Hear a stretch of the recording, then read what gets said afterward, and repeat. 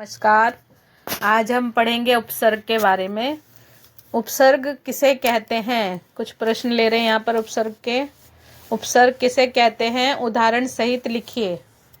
उत्तर: मूल शब्द से पहले जोड़कर उसके अर्थ में विशेषता या बदलाव लाने वाले शब्दांशों को उपसर्ग कहते हैं। जैसे अभिमान, आजीवन, निबंध, परिवार, अवगुण, अधिवक्ता आदि। इसमें जो पहले जुड़ा है अभी, यान में जुड़ा है, अभी यान बन गया तो अभी जो है उपसर्ग है। जीवन में जुड़ा है आजीव, आ जो है उपसर्ग है। बंध में जुड़ा है नी उपसर्ग है बच्चों। वार में जुड़ा है परी उपसर्ग है। अवगुण में जुड़ा है, गुण में जुड़ा है अव उपसर्ग है। वक्ता में जुड़ा है अधि, तो ये भी उपसर्ग है। तो शब्दों से पहले आने वाले, मूल शब्दों से पहले आने वाले शब्दांश को हम उपसर्ग कहेंगे। ठीक है प्यारे बच्चों। प्रश्न 2, हिंदी में कितने प्रकार के उपसर्ग से शब्द बनाए जाते हैं? हिंदी में 4 प्रकार के उपसर्गों का प्रयोग किया जाता है। नंबर 1, संस्कृत के उपसर्ग। नंबर 2, उपसर्ग की तरह प्रयोग किए जाने वाले संस्कृत के अव्यय। नंबर 3, हिंदी के उपसर्ग। नंबर 4, विदेशी यानी पारसी और अंग्रेजी के उपसर्ग।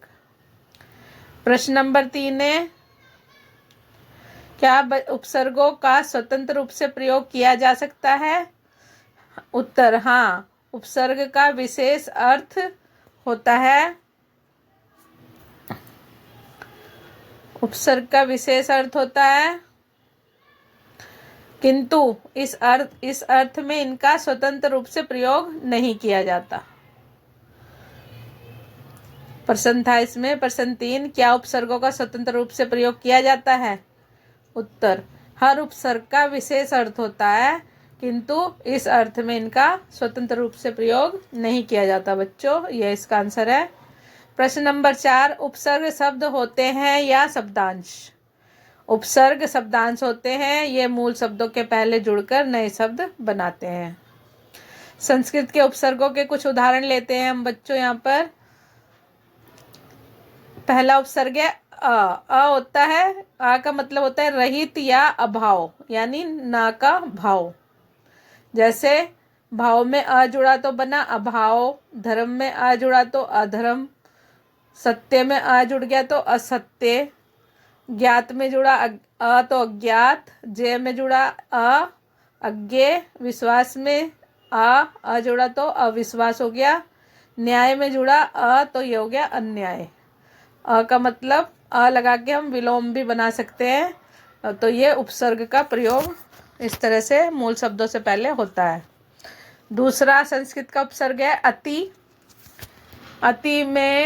अति का मतलब होता है बहुत अधिक, बहुत या अधिक। ठीक है। अतिरिक्त, पहला शब्द क्या है इसका? अतिरिक्त, अतिवृष्टि। ठीक है बच्चों। अतिवृष्टि, अतिशय, अति उत्तम, अति धन उत्तम, सब में अति लगा दिया गया तो उसका अर्थ हो गया बहुत अधिक। ठीक है। अतिरिक्त, रिक्त का मतलब रिक्त से अधिक। अतिवृष्टि, अतिशय, अति उत्तम, बहुत ज़्यादा उत्तम, अति धन उत्तम से बना है। ठीक है। नंबर 3 हो गया अन का मतलब होता है निषेध या ना का भाव। अन लगा के हम विलोम शब्द भी बना सकते हैं बच्चों। जैसे अनास्था, आस्था में हम जोड़ देंगे अन तो बन गया अनास्था। उपस्थित में जोड़ देंगे अनुपस्थित हो गया। अन जोड़ दिया तो अनुपस्थित हो गया। अनंत, अंत में हम अ जोड़ देंगे तो अनंत बन गया। अनेक, नेक में आ जोड़ दिया अनेक, अनेक बन गया। ठीक है। चौथा है बच्चों संस्कृत का उपसर्ग है अनु का मतलब होता है पीछे। अनुमान, अनुगमन, अनुकूल, अनुशंसा, अन्वेषक आदि शब्द इनसे बनेंगे। जैसे मान में लगा दिया अनु, गमन में अनु लग गया अनुगमन, अनुकूल में अनु जुड़ गया, कूल में अनु जुड़ गया तो अनुकूल। अनुशंसा, संसा में अनु जोड़ दिया, अनुशंसा। अन्वेषक, वंशक यानी आविष्कार करने वाला, अन्वेषक। ठीक है, ये हो गया अनु का मतलब हो गया पीछे बच्चों। ठीक है, जहाँ भी अनु लगाएंगे कहने का मतलब वो उसका पीछा कर रहा है, पीछे है उसका। अनुगमन करना, अनुमान लगाना, अनुकूल, अनुशंसा, अन्वेषक। नंबर 5वां है संस्कृत का उपसर्ग अप। अप का मतलब होता है बुरा। अप जिसमें भी लगा देंगे वो बुरा बन जाएगा, मतलब नेगेटिव सेंस हो जाएगी उसकी। अपमान, मान में अप लगा, अपमान बन गया। अपशब्द, शब्द में अप लग गया, अपशब्द हो गया। अभ्यास, अपव्यय, व्यय में अप लग गया, ये ज़्यादा खर्च हो गया, उसको बोलते हैं अपव्यय। अपकार, ठीक है, कार में अप लगा दिया तो अपकार हो गया। अपहरण, हरण में अप लग गया, अपहरण। अपशगुन, शगुन में अप लग गया तो अपशगुन हो गया। कहने का मतलब अप का मतलब होता है बुरा। नंबर 6 है बच्चों, संस्कृत का है ये भी, अभी। अभी का मतलब होता है और सामने, यानी अभिमान, अभिवादन, अभ्यागत। जैसे अभिधन आगत, अभ्यागत का हो गया। अभिष्ट, अभिष्ट का अभिधन इष्ट, अभी में इष्ट जोड़ दिया तो अभिष्ट बन गया। ठीक है, अभी का मतलब और या सामने। 7वां है बच्चों अव। अव का मतलब होता है नीच या हीन।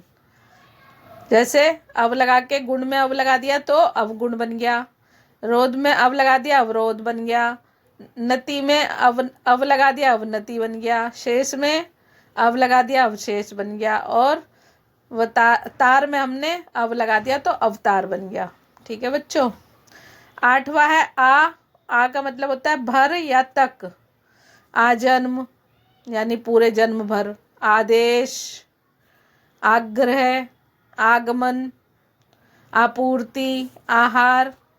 इस प्रकार ये मूल शब्दों से पहले आ लगा के इन्होंने नए शब्दों का निर्माण किया। उत, उत का मतलब होता है बच्चों श्रेष्ठ।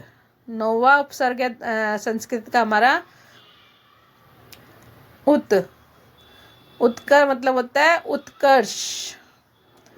ये यहाँ पे गलत हो गया, श्र, इसको काट देते हैं हम।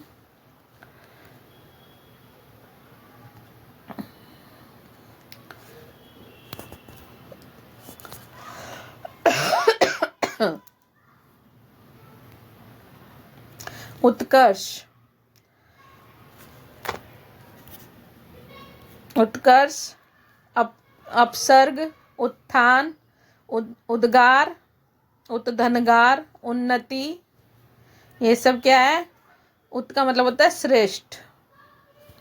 उत लगा के हम किसी भी शब्द, इसमें शब्द में उसका श्रेष्ठ बना देते हैं। उन्नति का हो गया उत्धन्नति, उद्घाटन, उत्धनघाटन, तो ये श्रेष्ठ बन गया। नंबर 10 है संस्कृत का उपसर्ग बच्चों निकट। निकट, उप का मतलब होता है निकट। ठीक है, निकट या समान, निकट या समान। उपकार, इससे क्या बना? उपकार बना। और उपचार, उपसर्ग, अपमान, उपग्रह, उपमंत्री, उपसंहार, उपहार, उपवन। ठीक है प्यारे बच्चों, ये हमारा बन गया उपग्रह।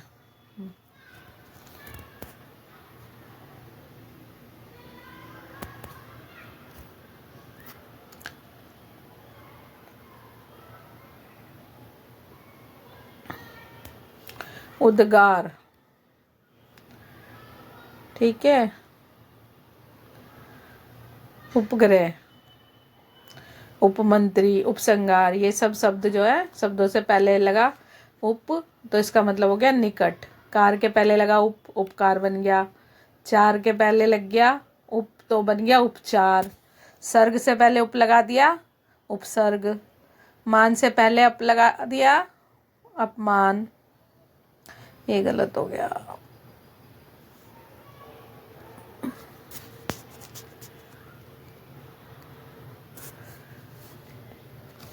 ठीक है प्यारे बच्चों, समझ गए? कहने का मतलब ये है बच्चों कि हम किसी भी मूल शब्द से पहले जो शब्द जोड़ते हैं, शब्दांश जोड़ते हैं, उनको हम उपग्रह कहते हैं। मैंने छोटी सी कोशिश की है उपसर्ग को समझाने के लिए। सॉरी, उपग्रह बोल दिया मैंने।